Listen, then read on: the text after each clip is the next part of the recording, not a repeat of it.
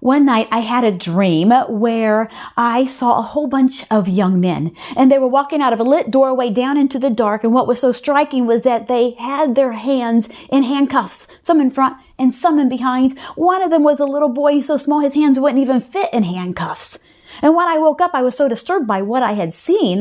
And soon after I woke up, God took me to Zechariah 9, 11, and 12 and gave me this promise. Because of the covenant I have made with you, sealed with blood, I will free your prisoners from death in a waterless dungeon. Come back to the place of safety, all you prisoners, for there is yet hope. I promise this very day that I will repay 2 mercies for each of your woes. I have a friend who is a full-time intercessor, and God has called her to pray for revival in America.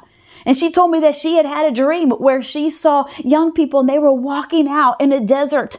And when she woke up, God gave her Zechariah 9:11. Says that the same first verse, because of the covenant I made with you, I will free your prisoners from death in a waterless dungeon.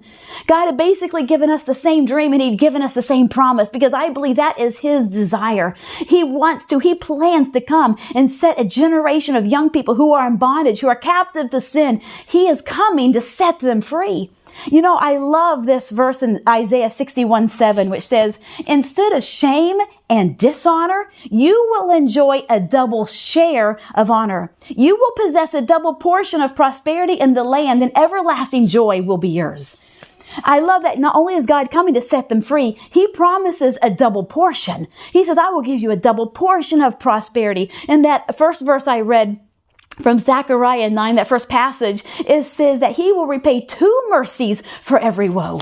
So where the enemy has brought destruction, God knows how to give back a double portion for what they have suffered at the hands of the enemy. There might be consequences for what they have done, and yet God knows how to bring good so that they will be good for them and will bring him glory. You know, in more than one place in Scripture, for instance, in Psalm 139, it says, God goes before us and behind us. So God knows how to go ahead of them to bring about salvation and holiness in their lives. And yet he also knows how to go behind them and to bring good out of the mistakes that they have made. There is not one hopeless case. So as you are praying today, be encouraged. God has a double portion in store as he brings restoration. So pray with faith and in hope in the God who has given us these incredible promises.